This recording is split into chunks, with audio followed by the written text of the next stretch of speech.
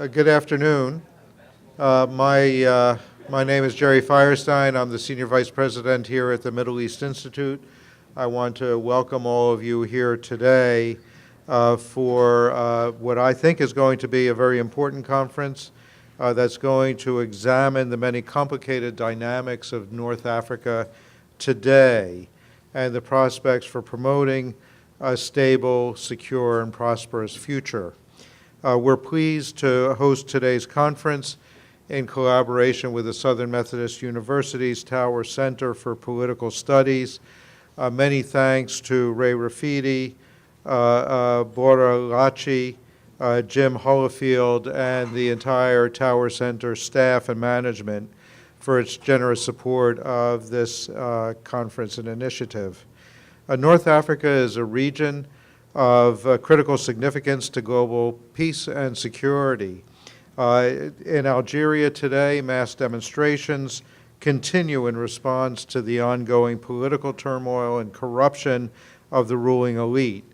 In Libya, hundreds have been killed, thousands have been wounded, and tens of thousands have been displaced as a result of General Haftar's ongoing offensive against Tripoli. Meanwhile, Tunisia and Morocco stand out as loci of relative stability, but they also face their own enormous political, economic, and social challenges going forward. Given these tumultuous circumstances, it's clear that the often overlooked region must be brought to the center of policy conversations in Washington. Today's program will feature 3 panels zeroing in on different challenges facing the region, but also highlighting as well the bright spots that exist in entrepreneurship, activism, and youth engagement. To begin, our first panel is going to look at the state of democratic institutions and human rights 8 years after the start of the Arab Spring in Tunisia. The second panel will explore the avenues that exist for establishing a regional diplomacy and trade infrastructure given the current tensions and instability. And finally, the third panel is going to focus on the region's economics and ways to promote equitable, sustained growth. Moderating today's opening panel is Ahsan Tharoor, who writes about foreign affairs in the Washington Post. He previously was a senior editor and correspondent for Time Magazine, based first in Hong Kong and later in New York. Before I turn it over to Ahsan, I want to remind everyone that the conversation is being recorded and live streamed for our website. Please silence your mobile devices, but we do encourage tweeting using the hashtag MEI North Africa. With that, please join me in welcoming Ahsan and our first panel.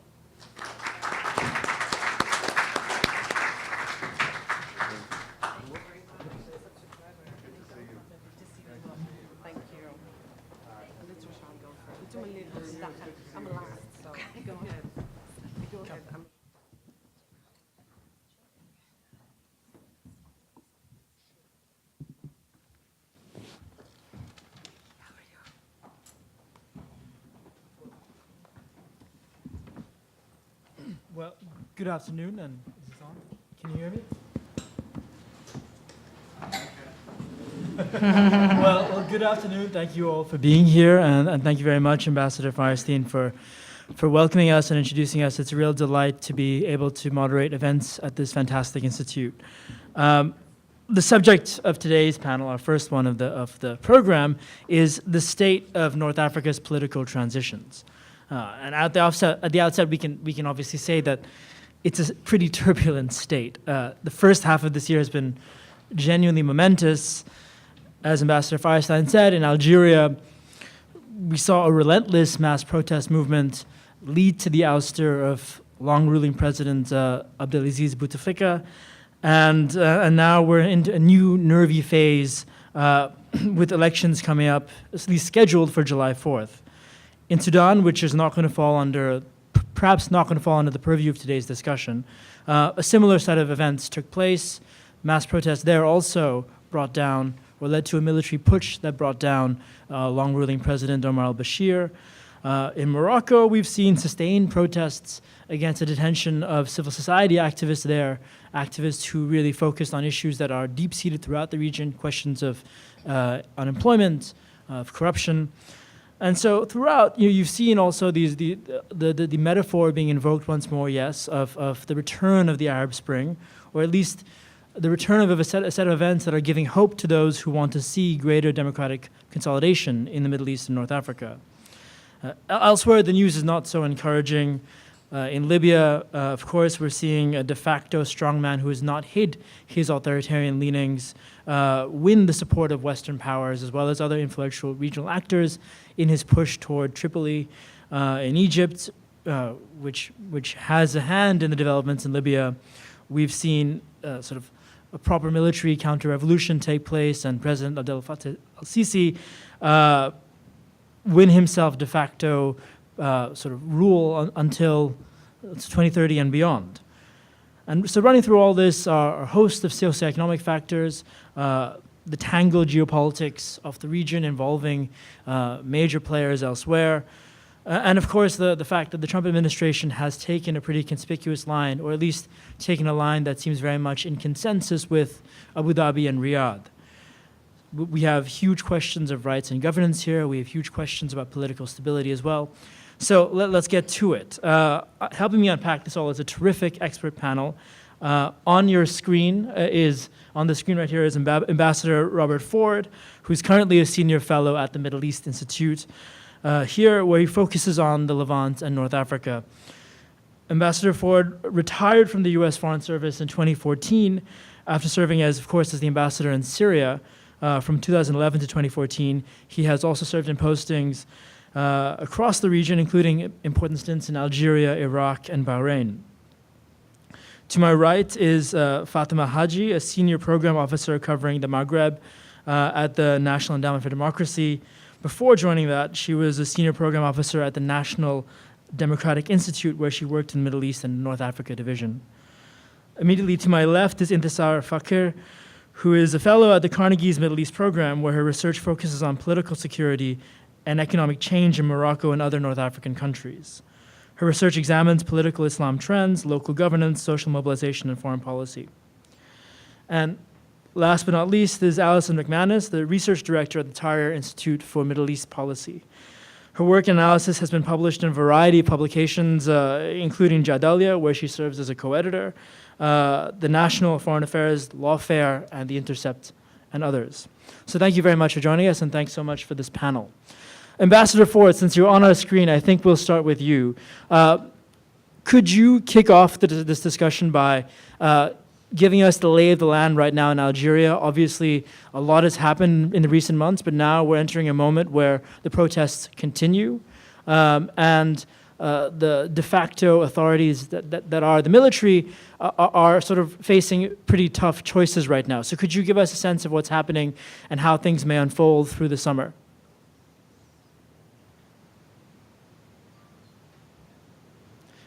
Sorry, just hold on one second. We don't seem to hear you. We'll try to get the audio fixed.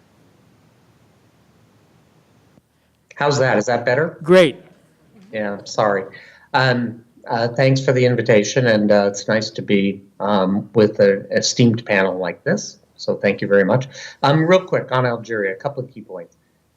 First, I don't know exactly where this is going to come out. I served in Algeria at the American Embassy for 3 years during the Civil War period, 94 to 97. This is obviously very different. It's a peaceful protest movement. There's no violence. And I was ambassador to Algeria from 2006 to 2008. Bouteflika was firmly in power, and now he is gone. Three things leap out at me about this right now, which are new and different. First, in the past, the problems inside the government have always been solved inside the government. And this time, the divisions inside the government, and in particular, the Bouteflika clan and its allies, people like former Prime Minister Yahya, were not able to resolve their problems with their opponents, notably people in the Algerian army, senior officers in the army. And that has sort of exploded into the public domain. We just saw Saïd Bouteflika, the president's brother, and the incredibly powerful former director of Algerian military intelligence, General Tawfiq Medien, arrested. For those of us who were following Algeria in the 1990s, to see Medien arrested is quite remarkable. The second thing which is new and different is this protest movement is bigger than what we saw in 1988 or even 1990. It's very broad-based. It includes workers. By that I mean labor unions in particular, but including private sector, but also public sector employees, government employees, students. Students are a big part. They were demonstrating again yesterday. And they have, in a sense, imposed a sort of rhythm on the government, which we have not really seen anything like this since 1991. But again, unlike 1991, it's been very peaceful. There's been really no significant acts of violence. I find that remarkable given the huge numbers of people on the streets. That this has stayed peaceful for so long, I think, is quite remarkable. The other thing I would just say about this is the army has come out of the shadows much more than it normally does in a political crisis.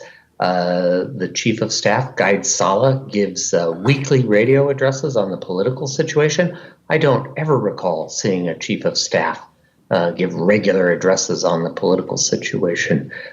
Today, the Army's magazine, which is called El Jaish, issued an editorial. It published an editorial in which it said, "We reject any transition period." And President Ben Salah, under Gaid Salah's thumb, a couple of days ago insisted that there should be elections on July 4th. The street protest movement rejects that, certainly rejects having the current system supervise elections. And so the country is at a bit of an impasse. So far, no violence, which is great. But there isn't any sign yet of a negotiation between the government, the army, if you will, and the protest movement. And until that kind of dialogue, that sort of negotiation begins, it's not clear where this is going to go. I think I'll stop there. If I could just follow up very quickly, could you give us a sense of, you mentioned that the protest movement is very broad and deep and has tapped into a whole wide spectrum of Algerian society, but does it have any kind of political mechanism for leadership? Who would the regime be talking to if it's talking to somebody? And what do you see a greater risk now in the weeks to come of what you were saying was peaceful becoming less peaceful, or perhaps for the military taking more repressive steps than it has previously? Well, when I say it's broad, it extends from judges, who are important members of the ruling establishment, judges and magistrates, public sector workers, even energy sector workers, such as the electricity utility, oil field workers down in the desert, have all gone on strikes for periods to show support for the protest movement's demands that the entire system be removed. I do not yet see any kind of leadership emerging. I should quickly add that Algerian sociologist Nasser Jebi, whom I think is one of the foremost known analysts of Algerian politics, Nasser thinks that there is a leadership slowly emerging from some of the civil society organizations that are also involved in the protest movement, the Hirak. And certainly we've seen things like human rights groups. Mustafa Bouchachi, for example, has been very outspoken about the protest movement's demands. But I don't think Mustafa Bouchachi is putting himself forward as a leader yet. And in a sense, almost the protest movement is so angry at the system that anyone who steps forward to say, I will negotiate with the system, risks being discredited by the street protest movement itself. Terrific. We'll return to this soon. If I could turn to you, Intisar, and head slightly just across the border. Obviously, as you know, in the media, we've not been following Morocco as closely as Algeria. Could you give us a sense of what's happening there and how potentially seismic or politically important it may be? A lot of the protests and the dissatisfaction that we see in Morocco today, I think very much has poor governance at its root. Just to put things a little bit in context, you know, if you look at data on protest movements before 2011, Morocco always had protests, but they were fairly contained and they were infrequent. After 2011, there was a huge uptick in protest movement that has not really gone down to pre-2011 levels.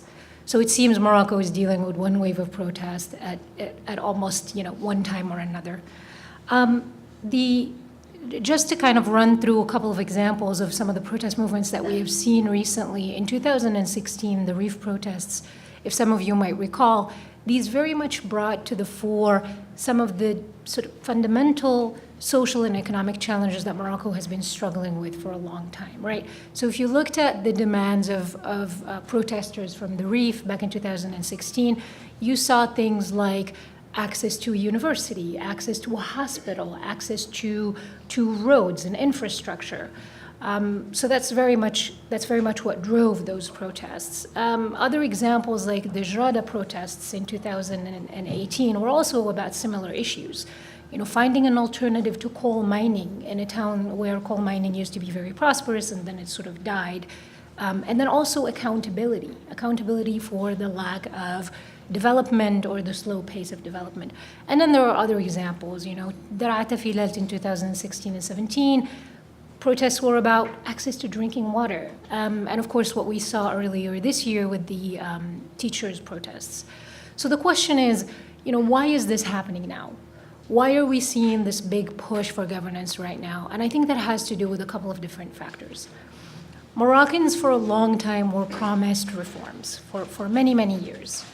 Then 2000 comes, and some of those reforms that have been promised for a long time actually came to pass, giving people some hope, but also really, you know, dampening some of the more revolutionary urges that we would have seen had there not been a positive response to the protests.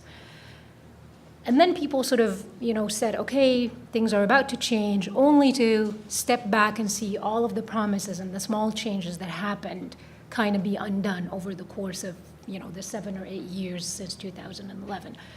There was supposed to be more separation of power, right? The monarchy and the government were supposed to be the government was supposed to be a little bit more independent from the monarchy. You know, that promise was what actually came to pass of it was very little, and then it got undone eventually, and it reached sort of its apex in 2016 when the PJD popularly won an election only to not be allowed to form the government that it wanted. So that didn't really happen. Corruption remains endemic. You know, crackdown on civil liberties we see in Morocco in very staggering ways. Journalists are thrown in jail and smeared for writing critical op-eds. And of course, the economy offers very little opportunity for future employment for young people, to say nothing about the chance for prosperity for the average citizen.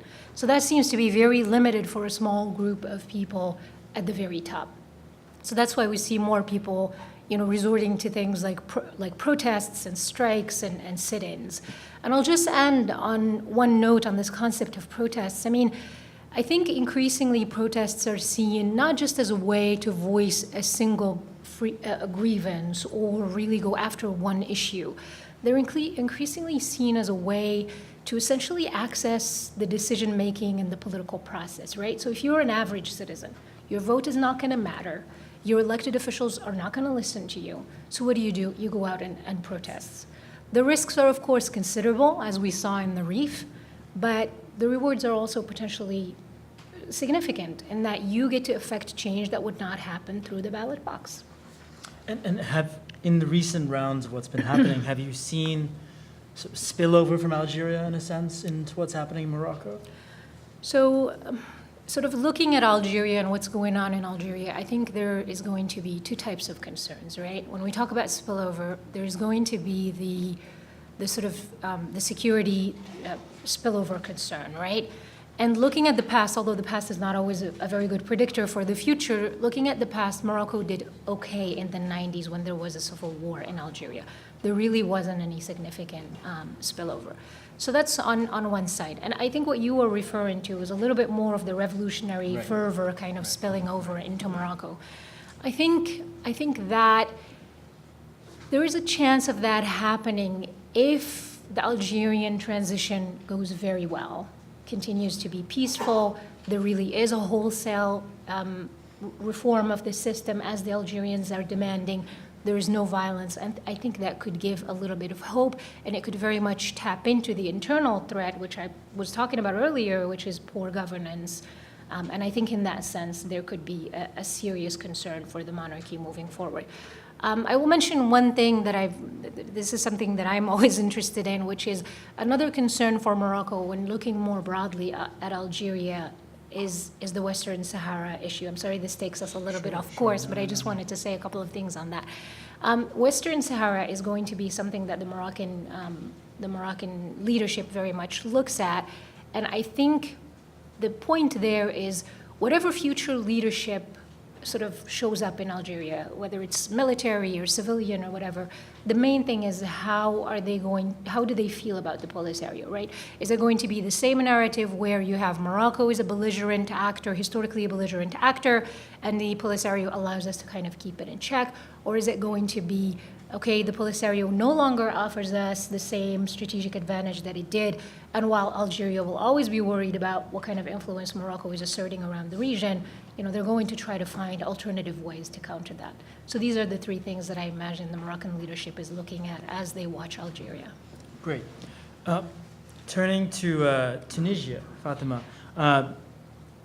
We're 8 years since the uprising there. What we in the media love to always declare is the only success story of the Arab Spring. We're in a year now of very important elections coming up. Tell us a bit of how the democratic consolidation is going in Tunisia, and is it the success story that we always say, automatically say it is? Wonderful, Ehsan. Thank you so much for that question, and I would like also to take this opportunity to say thank you to the Middle East Institute for organizing this panel, and thank you to the audience. I'm going to try to contextualize that question in a little bit of 3 points: debate, challenges, and opportunities. I think Tunisia, first of all, the North Africa region, either the countries that are either undergone or undergoing some sort of political transition. What's different is the nature of that transition, right? And the outcomes that those transitions actually come up with. So that's one. And also a main element that we need to underscore is that these transitions were about hope and about change, but also about fear for the future, right? And what's happening in the future. And that's very important. So if you bring it to Tunisia, that I think the perception that exists is that Tunisia might be the successful model. Is it? We'll see. So we have to actually give Tunisia a credit for settling the great debates. Number one, about the religion. Which type of religion? Is it Sharia law? That was settled in the constitution, and I think Tunisia should get credit for that. Also, in some sort, the debate about transitional justice, even though the logistics and mechanics and all the particularities need to be sorted out, there somehow, at least now, we have some sort of a document or a roadmap to go with. And number three, the element of the fundamental political processes, fundamentals are there. So they held elections, processes are there. So I think we should give Tunisia a credit for having that in place. So where do we find the challenges for Tunisia? Number one challenge is about the leadership. We've known, and UGTT, which is the labor union, is of course leading the change, got the Nobel Prize, etc.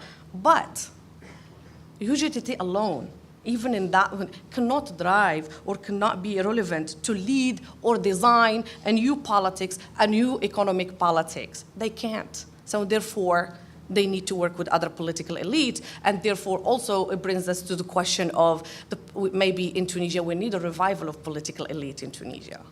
That's something that's a question out there. The other I think challenge exists in the socio-economic transformation. While Tunisia actually did, we can say that it did go through a political transition, but the socio-economic transformation is not there yet, and that remains a challenge for now and for years to come. Another challenge is corruption in Tunisia. So that's something that needs to be accounted for. And then the other challenge is media either controlling or shifting the narrative about politics. And that shapes public opinion. So also how public opinion perceive, for example, the political transition or the democratic transition or the consolidation of all those efforts. And the other one is regional actors' influence. We cannot deny that element still exists. And then the last challenge that I wanted to mention here is the return of Tunisian foreign fighters from Syria and from Iraq. So what do we do with those? Is there a program? That's a main question mark. Despite the challenges actually that Tunisia is facing, I think there are opportunities as well. The first opportunity exists in that that actually Tunisia has a strong institutions. That's very important. Number two, the role of youth and women. We cannot discount that. That's an opportunity as well. And third, the new actor, which is civil society, particularly from 2011 until now. And most recently, the decentralization process that Tunisia is undergoing and the municipal local governance, because those, they can provide an opportunity where a new, hopefully, a localized, contextualized model of economy can take place. I wanted to say that while Tunisia, if we say it is a successful model, then on what level is that success and how can we measure that success? And if it doesn't include a socioeconomic transformation that speaks to the people, that responds to the needs, then maybe that success is not complete. And that's that's important to note. But for for example, I have, Intisar talked about the Moroccan case. Also, the Moroccan case is about socioeconomic inclusion. It's about socioeconomic transformation, and also the same the case, which also becomes a requirement for a successful transition if we want to see a successful Tunisia, and hopefully one day it will be a model. While it's small, it will be a model for other regions to inspire. But I would like to close. We always have to be cautious about how we define success, because also we cannot discount the role of geopolitics and the spillover from countries who actually are in conflict or undergoing some sort of transition that is not really pretty. Thank you. Sure, thank you. And if I could just ask you to knuckle down a little bit on that socioeconomic transformation they've not been able to affect properly or fully in Tunisia. Could you tell us a bit about what the difficulties have been? I feel like, especially as a journalist who covers this only with broad brushstrokes, we are permanently talking about the fundamental lack of jobs, corruption, all that. I mean, in Tunisia, you have a political system that theoretically could be a bit more transparent and capable of affecting meaningful socioeconomic change. What have been some of the stumbling blocks and hurdles for them? Well, I can list, there are efforts, of course, but I think some analysts might qualify those efforts as bricolage. We just basically patch it so that we can pass through, right? But also we have to understand the challenge of it is an election year, and nobody wants to take that huge responsibility of coming with a framework for economic reform at the macro level. Who's going to do that? It's politics at its best, and and nobody wants to take the responsibility for that. There is also what we, the institutional and infrastructure actually hurdles, because bureaucracy is one of the major issues that actually also Tunisia is facing, and the whole idea, how do you consolidate, come up with a design for a macro level socioeconomic inclusion or reforms, where also you have to take into account the decentralization process that's, as currently it is in the books, it's going to take 27 years to implement. So it is a very challenging, and the most importantly, the hurdle is political will. Is there one? That's a question, right? Which brings me back to the question: is the political elite in an election year ready to to take that on? And is there a political will actually that can make that happen? That's a question to be answered, actually. Thank you. You're welcome. Sure. Alison, so in 2011, one of the seismic effects of the uprisings then was that it for us, from the outside, it really imploded our understanding of what was possible, and really expanded our understanding of what was politically possible in the Middle East, or what seemed to be possible in the Middle East.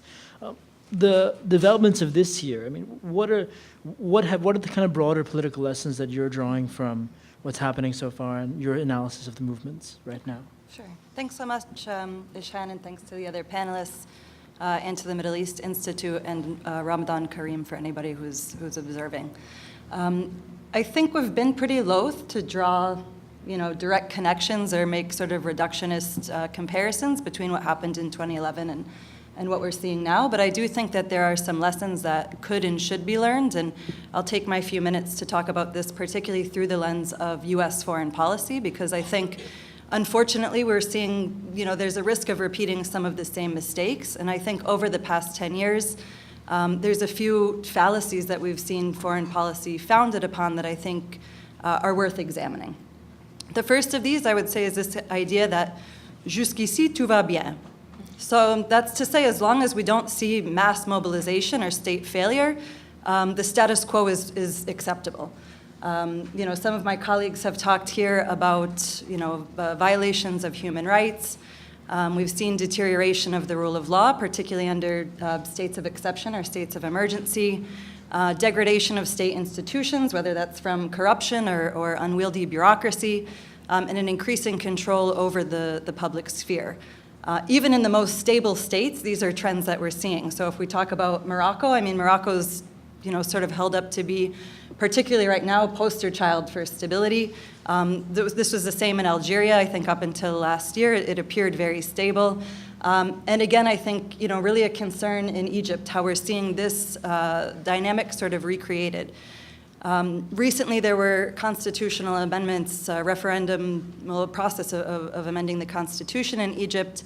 And for the months prior, we were really raising alarm bells about the fundamental way in which these amendments change the nature of the state, particularly granting exceptional authority to the military and to the executive, and the way that this would perpetuate a lot of these concerning trends. However, we didn't hear much from Washington. Aside from a few voices in the Senate, the overall feeling was this is perfectly acceptable as long as we can't, really draw a direct line that this is going to create immediate instability, and really until we're actually at the moment of revolution or again of state failure. And I think that this is a big foreign policy blind spot that we have. The second fallacy, I would say, is this idea that, the Egyptian people, the Libyan people, the Algerian people will, determine their own future. Obviously, at face value, this is, critical recognition of the will of the people and commitment to democratic principles. But unfortunately, I think without a consideration of the context in which these developments are happening, it sounds at best naive and at worst disingenuous. Without, explicit and direct support also for the people's ability to organize, to associate, to express, the idea that, there's going to be an ability to just, chart an own course, I think is a bit false. Particularly, I think this was something that played out somewhat tragically in Libya. And I also think that, if there is going to be this expression of support for the people's will, there should be a willingness and there's a responsibility actually to listen to what the people want. In Libya, I mean, up until, March of this year, we had members of the, internationally recognized Government of National Accord here in the United States asking the U.S. to take a greater leadership role in facilitating a political transition, particularly after the Trump administration failed to renew the mandate of Special Envoy Jonathan Weiner. I think that was sort of palpably felt. There was also a request to discourage interference from the UAE, from Egypt, and from other regional actors to consider sanctions for spoilers, to help unify the military, to build capacity in institutions, and to advise on programs for disarmament for militias. So these were really, pretty clear expressions of what might be done to support the people in being able to express that will. And of course, tragically, none of these things were followed up on. The third fallacy I would call like the strongman straw man, and this is that idea of if not, Sisi, if not Bouteflika, if not Haftar, then who? I think that this sort of focus on leaders at this point, or the idea that the only alternative to authoritarian leadership is another leader in an authoritarian system, again, it's sort of a straw man. I think that the focus, by the time we're focusing on alternatives to these leaders, it's a bit too late. Actually, the focus should be on considering the laws, the norms, and the institutions that actually allow authoritarian states to develop and to consolidate. Again, this is something that we've seen, in Egypt. We're seeing this trend towards institutionalization of authoritarianism. That's not just something that's happening, because of Sisi. So, without being too idealistic and recognizing, there are certainly limits to U.S. influence in the region, I would hope that we would see, two, and I think it's sort of long overdue to see two shifts in the approach to foreign policy. The first, again, is a focus more on a long-term view, understanding, some of the laws and institutional developments that are happening. I mean, particularly Algeria is giving a great example, and it seems as though Algerians themselves recognize the need and importance of this in this transitional phase. But that's something that's incumbent not only on policymakers, but also those of us that are in sort of supporting roles as researchers or analysts as well, to shift the focus from, say, leadership to institutions.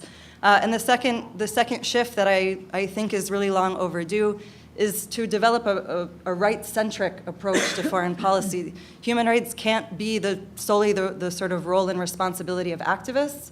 Actually, human rights, I think we've been seeing now time and time and time again, need to be as central to how we conceive of our foreign policy as security is and as economic development is. So I'll leave it there. Terrific, thank you. I mean, and thank you for that great analytical rundown.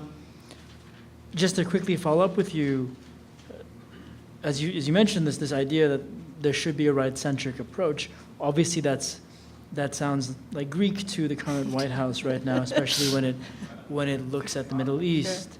Sure. So how have you? How would you characterize so far what you've seen from this administration, as we've seen these developments unfold in Algeria, Libya, and elsewhere? Yeah. Well, I don't think it's any secret. We haven't seen really any commitment to human rights. I mean, it's been quite disappointing, and I think, from those that are in the administration, we do hear, we have to be concerned about security, we have to be concerned about, threats of terrorism, et cetera, and I mean, particularly there are geopolitics at play as well. I know that, there's a lot of eggs being put in the basket of this grand peace process, and so there's, a hesitance, I think, to criticize particularly states like Egypt that are meant to play a central role. But I think, again, particularly when we're considering wanting to see more secure states and actually wanting to, combat the threat of terrorism, as my colleague mentioned before, if we're thinking about returning foreign fighters and even, still domestic threats that exist, we need to consider human rights and rule of law as sort of integral to being able, I don't even mean to stem radicalization. I simply mean to be able to identify, prosecute, and detain those who are threats. So, great. Ambassador Ford, let me ask you a question, but for the rest of the panel, please feel free to jump in afterwards if you have additional thoughts. Could you talk a bit about specifically the role of the Saudis and the Emiratis in the current sort of configuration of things happening right now. Where do they fall when it comes to what they want to see happening in Algeria? Are they the most important players? And obviously also let's talk a bit about what's happening in Libya and the geopolitics there as well. And sorry, one more time, we've lost your voice, so let's hear you again. I have to click the mic on my bad. Great. Real quick, with respect to Algeria, the Saudis and the Emiratis are not big players right now. Relations between Algeria and the Gulf have never been particularly close, never particularly important, frankly. Algeria has never needed their money in big amounts. Cultures are really quite different too. So they're not players right now in Algeria. And frankly, I think the protest movement would be exceptionally suspicious of any kind of Saudi or Emirati involvement. So I'm not an expert on Libya, but what strikes me is that in a place where there are so many different factions, it is much easier for foreign states to pick a faction and get involved, whether that be the Saudis or the Emiratis or the Turks or the Qataris or the French or the Americans. And so it's an easier field for them to get involved in. And obviously the Emiratis and to a lesser extent the Saudis have a vehemently anti-Islamist approach. I think if anything, the Emiratis have hardened that stance over the past year. And so Haftar plays to that. And so he needs intervention. They're willing to do it. That's really very different from Algeria so far. Sure, I can jump in. I mean, I think that's certainly one very valid way of characterizing Gulf involvement in North Africa. You know, who's in the Islamist camp and who's not in the Islamist camp. And we saw that play out in Tunisia. We see that play out in Libya, certainly. For Morocco, that was also a little bit of the concern right at the the outset of the Gulf crisis, when Morocco suddenly found itself sort of between these two poles and had a very difficult time, kind of aligning with either, and very much wanted to maintain neutrality. And I think a part of that is because the monarchy does not, at least publicly, adopt the Saudi and Emirati stand against, political Islam, given the domestic political context. What's gotten worse, I think, from the monarchy's perspective, is the set of tensions that they then developed with Saudi Arabia and the Gulf. And we kind of saw that play out since 2017. You had, Morocco got very upset with Saudi for campaigning against it for the World Cup. And then it gradually got worse with Saudi Arabia and the UAE drawing attention or essentially questioning Morocco's de facto control in the Western Sahara, something that Morocco has always had 100 support on from the Gulf. So that was very jarring to Morocco. And then, of course, it's not clear what kind of relationship the king has with the crown prince in Saudi Arabia. And we saw a little bit of that when MBS went on his rehabilitation tour after the murder of journalist Jamal Khashoggi. He did not stop in Morocco. Morocco did not make any statements in support of him. Furthermore, Moroccan news outlets that were closely associated with the security apparatus were essentially airing op-eds that drew attention to the connection between him and the murder. So this creates a really sort of difficult set of challenges for Morocco from a set of partners who have always, supported Morocco, and Morocco has always supported them almost unconditionally in the past. Sure. On this one too. I think what concerns me about the Gulf countries is not necessarily what we see, but what we don't see. right? It's the soft entry to society, and the mobilization that starts from the grassroots. And I think that's we don't see in the media, we don't see at the macro level. This is things that happen in society, and that's what actually what we have to pay attention to, and what's concerning is the soft entry, and what we don't see is what matters actually sometimes. An example would be, for example, how the approach of the Gulf countries infiltrating, for example, society, right? So, unless you do an anthropological really study, or you understand how actually the ideology is infiltrated and how. And the other thing too is the fact that they learned about the economy. So the economy approach also is very important to them. So not necessarily just politics. And I think these are the 2 points I just wanted to make on that. Okay. Do you want to jump in? Or? Yeah, sure. So I think, when it comes to Gulf, sort of the Gulf relationship with Egypt, it's been pretty clear. I mean, after the ouster of Morsi, we saw UAE and Saudi Arabia particularly pump, tens of billions of dollars into the Egyptian economy, and this sort of set the stage for Sisi to become closer and closer to, Mohammed bin Salman and MBZ in the UAE. Not, a perfect dynamic. I mean, there was some period around like the Sisi leaks time. I don't know if people followed this, where perhaps Sisi mentioned that the Gulfies had money like rice, and there was a bit of a fallout over that. But certainly we see now there's, ideological affinity, and actually, sort of this power center that Egypt is very much a part of. And now we're seeing this actually, even being exported to Libya. This isn't something that's been new. I mean, Egypt and the UAE have been supplying, money, arms, et cetera, to Haftar, but now also taking, a stronger I guess not diplomatic, but foreign policy stance, and even pressuring Donald Trump now to support Haftar as well. So I think we've actually seen really how strong this sort of node has become, and now also seeing this in Sudan as well. I know that we mentioned that briefly at the beginning, but, investing money in Sudan. And actually, I think we've seen Sudanese themselves are very cognizant of this. There were protests saying, Sisi, your border ends, at Aswan.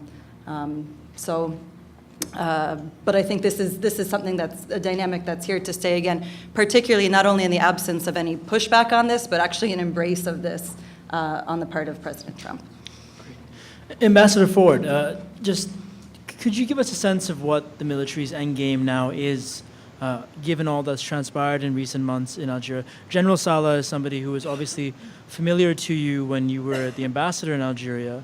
He's a known entity, and he presides over a pretty Byzantine but very entrenched sort of regime, networks of patronage and presumably cronyist corruption as well.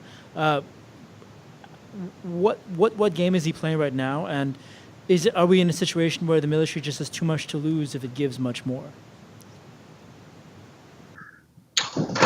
So I think Guide Salah has 2 objectives. First, he wants to make sure that he personally is secure in his position. It's very notable that he's been traveling around the country and visiting the different military commands, east, west, north, south. In fact, he gives his weekly radio addresses that I mentioned from a different military regional command each week.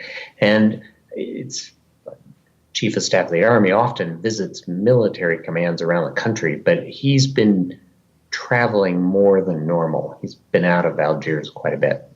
So that looks to me like he's shoring up his position with the brigadier generals, the major generals, and the lieutenant generals. Notably, he removed 2 and actually had them arrested for corruption.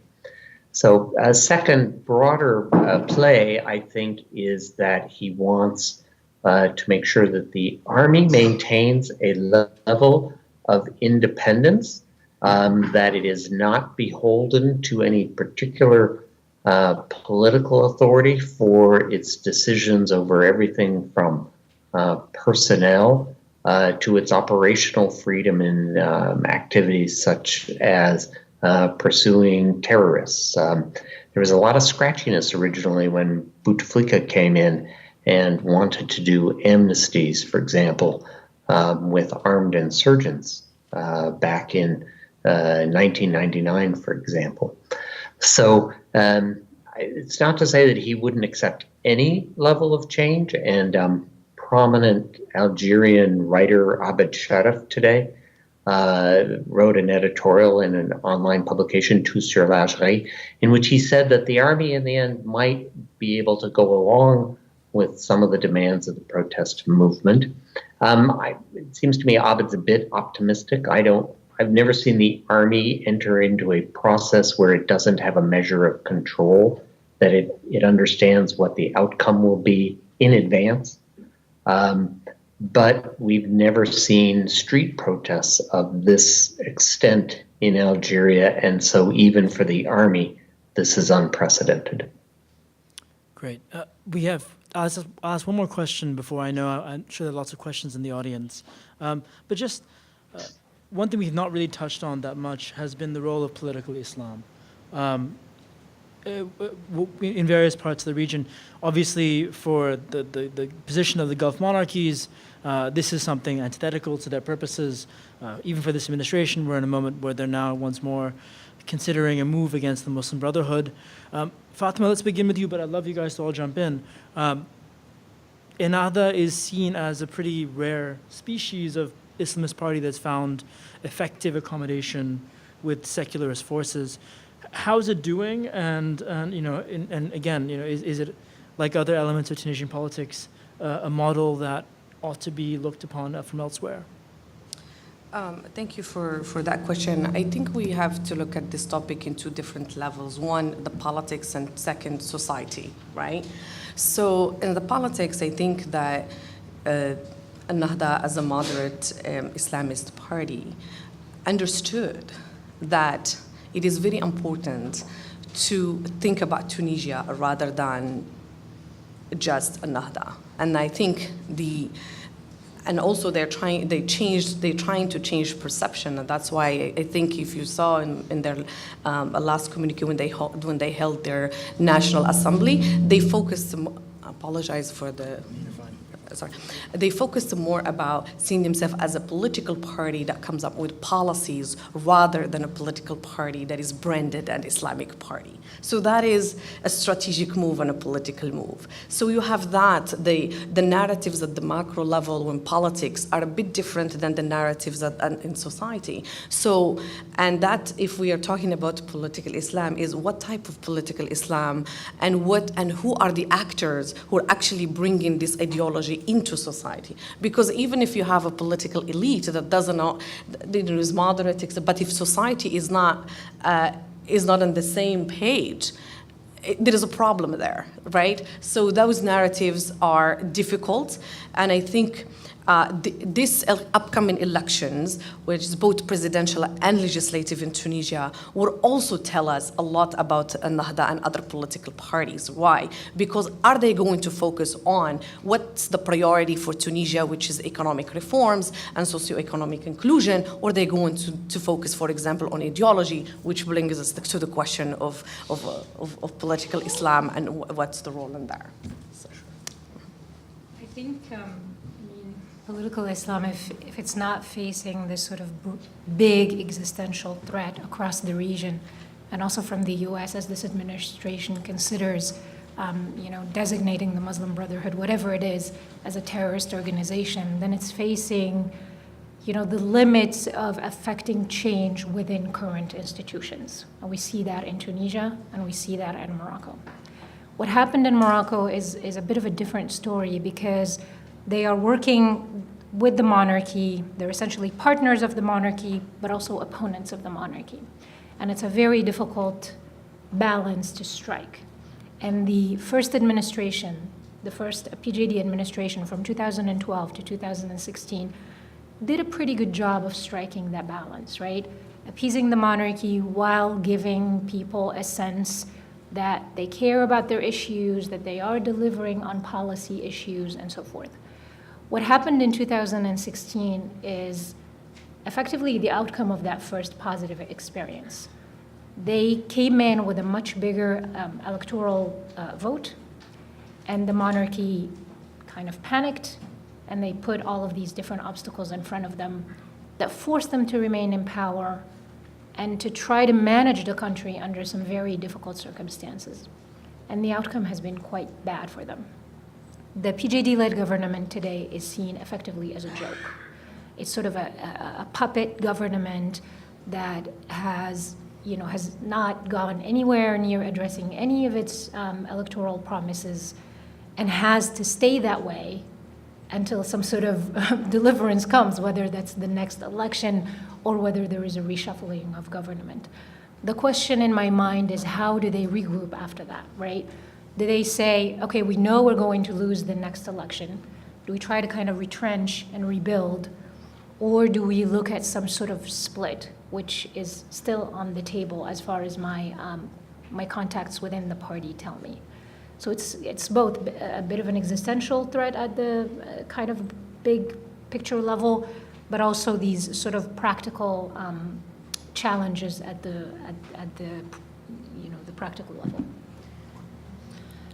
Okay, so political Islam in Egypt, I mean, it's really hard to even talk about a Muslim Brotherhood any longer in Egypt. There were tens of thousands of people jailed for affiliation with the Muslim Brotherhood, whether or not they were members or, embraced any kind of affinity. I mean, they had to build new jails just to house all of these people, hundreds of people sentenced in mass trials at once.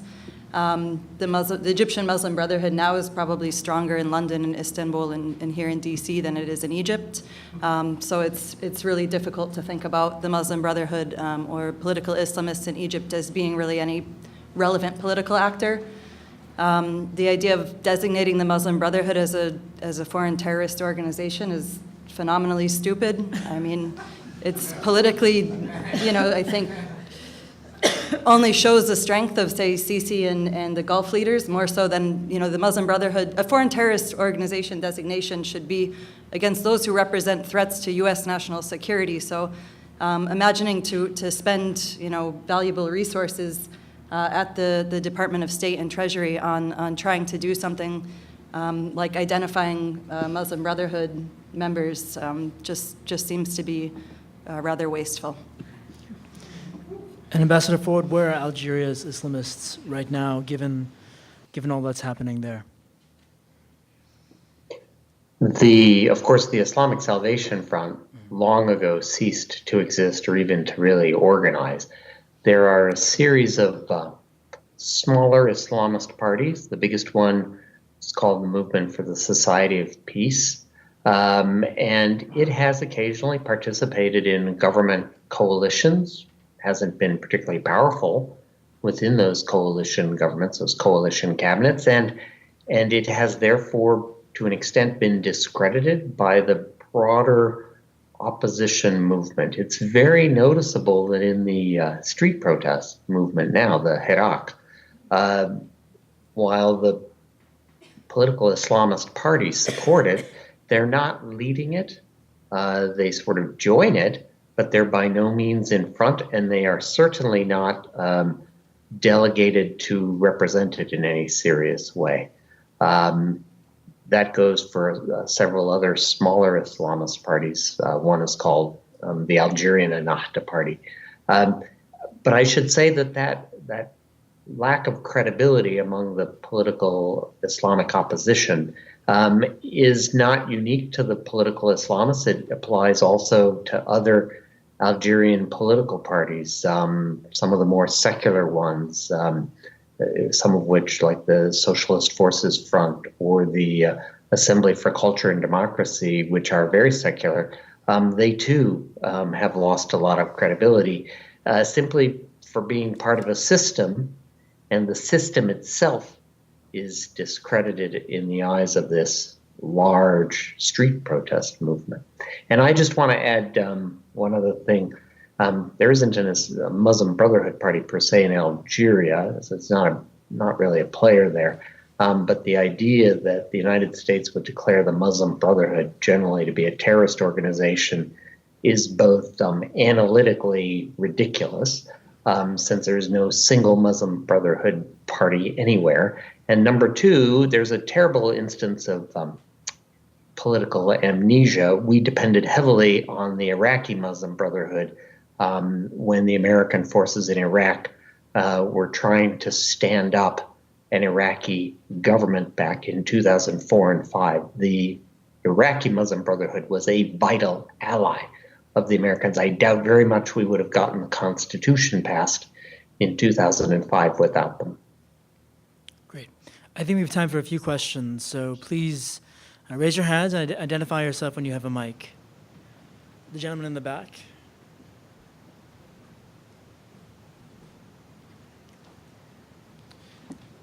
Hi, my name is Juan Ramirez from TD International. I had a question about one of the Maghreb countries that we haven't spoken of yet, Mauritania. They have a presidential election coming up next month. As of right now, it looks like General Ghazouani, the former defense minister and friend of the current president, it looks like he's going to win. But I wanted to get your thoughts on whether any of you think that Ghazouani's victory is inevitable. And a kind of second follow-up question to that is whether any of you have heard of any concerns among political elites in Morocco, Tunisia, or in the Maghreb about these elections. Thank you. Let's take a few more questions and then we'll circle back. Gentleman here in the gentleman, there are two other questions. Just keep your hands up so we can identify you. Yes, the sir in the middle and then the sir on the side. Zubair Iqbal, Middle East Institute. I've got two questions, basically. One is that the purpose for which the Arab Spring took place have largely been over because the institutions have changed little, number one. Number two, the primary actors have come back and reasserting themselves. So the issue of comparing with Arab Spring is irrelevant, it's unnecessary.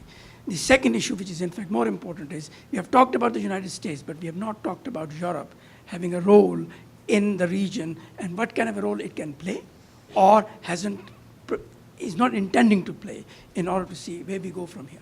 Sure. The gentleman right next to you, right there. Dave Ottaway from the Woodrow Wilson Center. Ambassador Ford, the military has never ruled directly. They've always had a civilian front person.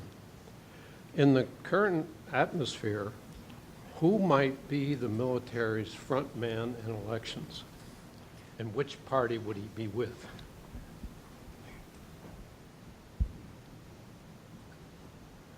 And one more question in the front right here.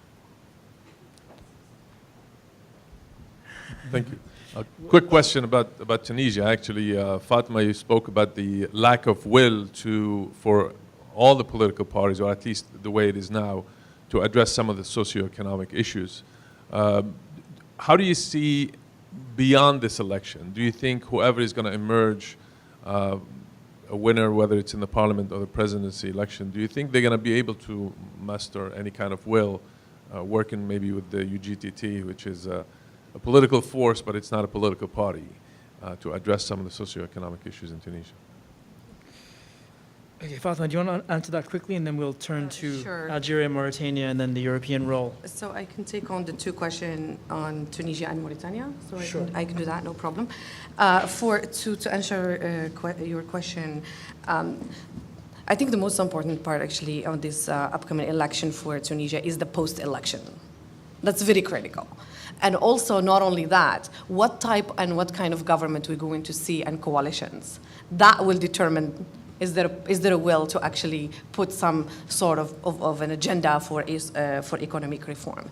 The UGTT, we should not forget, while it is not a political party, but the majority of the actors in UGTT are from Al Jabha, which is political party, right? So it is, that balance is very critical, but I do believe that any kind of, whether now or even post-elections, or the new government, UGTT has to play a role on that. On designing and being part of what kind of a political roadmap actually Tunisia should have to move forward. Otherwise, without that, it's going to be impossible. But it's very hard to predict because, there are political calculations, there are alliances, there are coalitions that it will build, and who's going to win the game, that remains to be seen.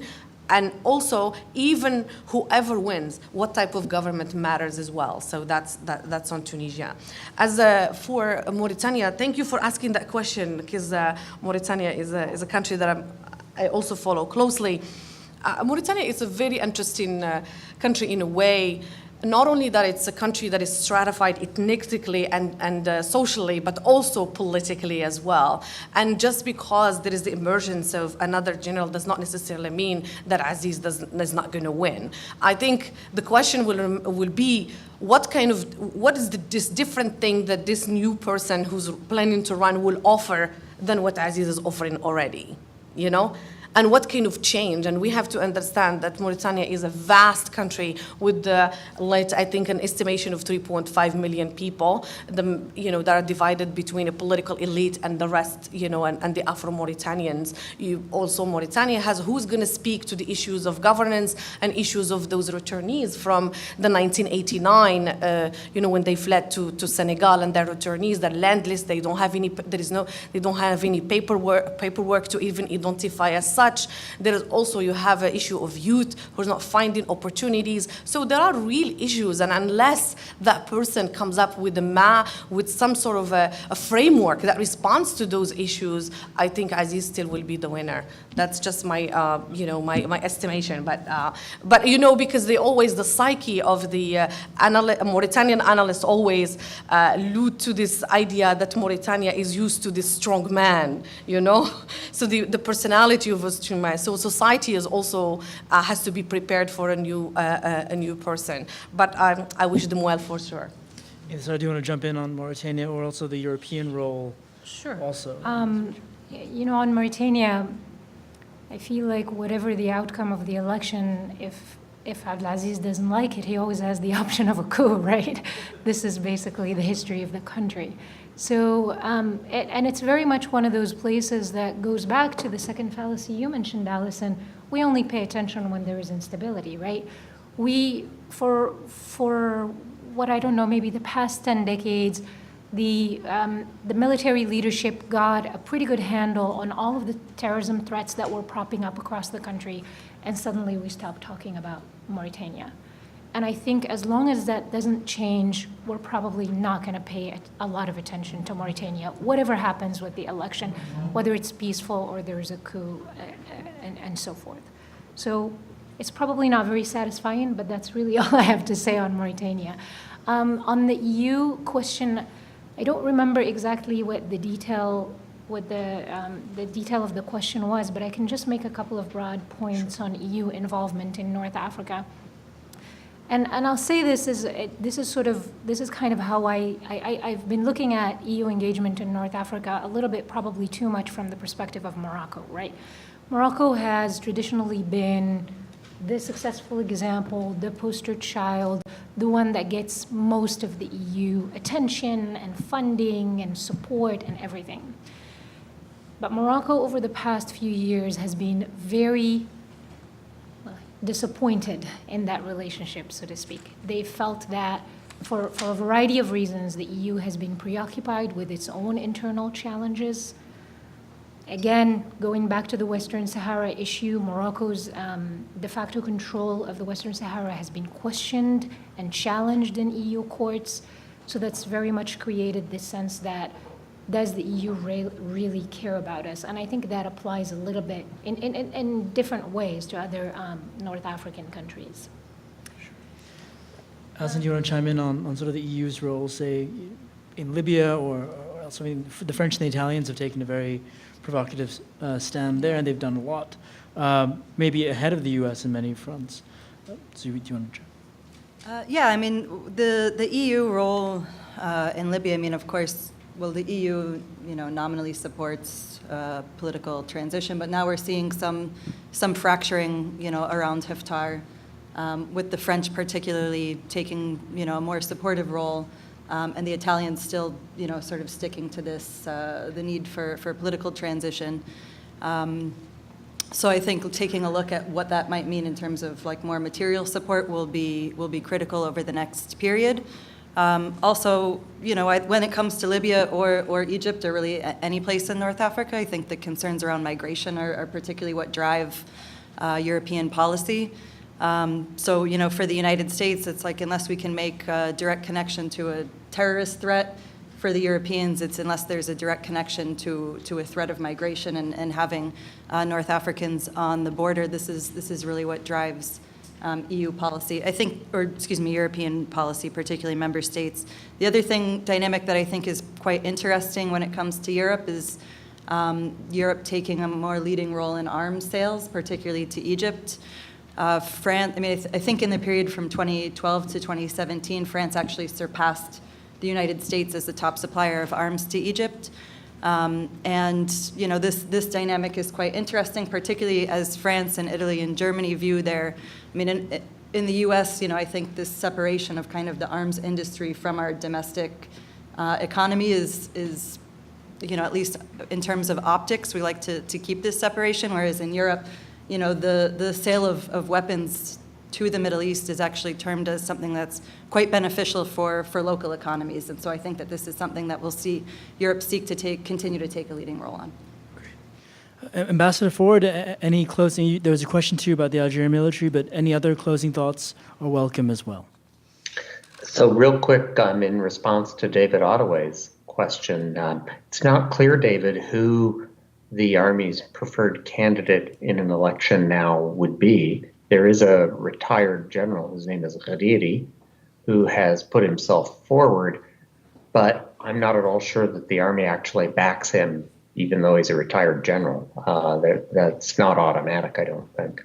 But let me say on the elections, we have had municipalities in both eastern and western Algeria say that they will not hold elections. They will not cooperate with Interior Ministry efforts to hold elections. We have had judges across the country, unions of judges, say that they will not oversee elections on July 4th.